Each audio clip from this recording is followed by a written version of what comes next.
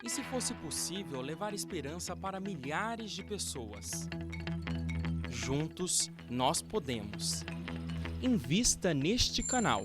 Invista em um mundo melhor.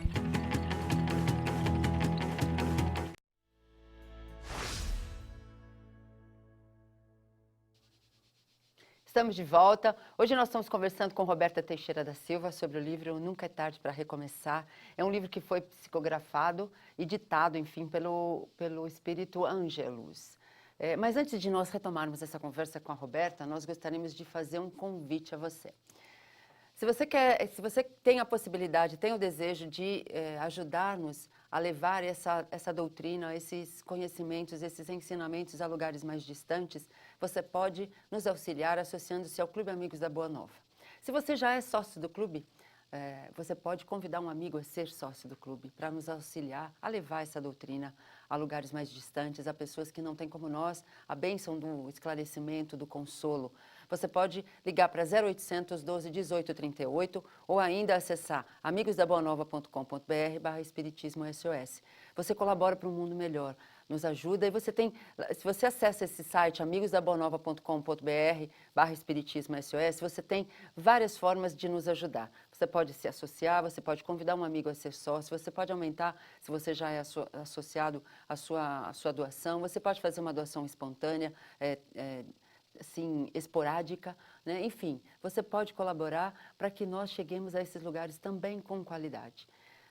Nós melhoramos o mundo e nos felicitamos. É esse o convite que eu faço a você e agradecemos muito a sua colaboração. Bom, Roberta, agora vamos falar do livro, né? Vamos falar do livro. Vamos falar dessa história, que é uma história que comove. Nossa, eu chorei aqui uns pedacinhos, porque você fala assim, como a gente sofre para corrigir os equívocos que a gente tem, né? É verdade. Emmanuel tem uma frase interessante, né? Quantos anos a gente vai levar para se reconstruir um instante, né? Pois é, porque é num instante que a gente erra, né? Num instante. Então, essa história é assim, tem algumas situações ali que, nossa, depois, quando você toma consciência do que fez, você fala, nossa, por que eu agi desse jeito, né? Um impulso, né? Muitas vezes, um desejo, né? Assim, desmedido de algo, nos leva, infelizmente, a atrair desequilíbrios, né? Pois é, mas ao mesmo tempo, os amigos espirituais, aqueles amigos Sim. amorosos que nós temos e que muitas vezes não damos ouvido a eles, né? Eles nos tratam com tanto carinho e compreendem que faz parte do progresso errar que até dá certo, né? A misericórdia divina está presente em todos os momentos. Então vamos lá, começa com a Joana. Sim. E ela logo desencarna, né? A gripe espanhola. Gripe espanhola.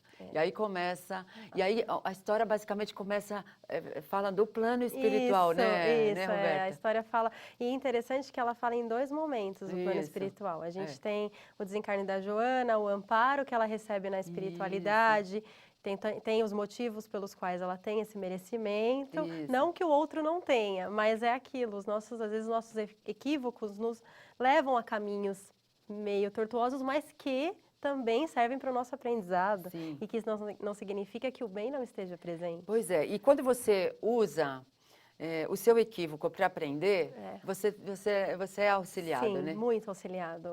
Como diz no livro, aqueles que se arrependem são os eleitos pela misericórdia divina. Eu acho muito interessante também. Essa coisa de você errar e depois ficar com sentimento de culpa, com remorso, te corroendo, não resolve, né? Não, a ação é que não vai muda. tirar a gente de lá. Então, aí a Cristal deixa um amor na... Sim, ela deixa um amor na terra. Na terra, né? E eles se encontram muito breve, né? Por razões que deveriam ser assim, mas ela deixa assim um amor na terra e que depois também ele vai conhecer esse lado do plano espiritual. Pois é, e é interessante que esse começo é num tempo. Isso.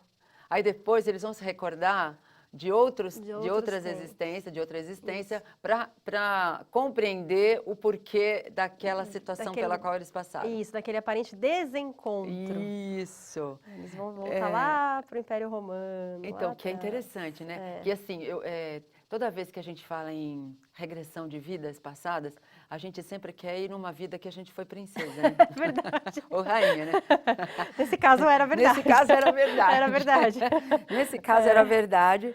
E assim, como a falta de conhecimento atrapalha a vida da gente, né? Porque era um tempo que eles não tinham ainda um conhecimento muito amplo dessa lei divina que a doutrina espírita nos traz, né? Sim, o que reinava era o materialismo, a posse, né? Até quem era o mais valente ganhava tudo. Naquela época dos cavaleiros, dos reis, dos vilarejos, né?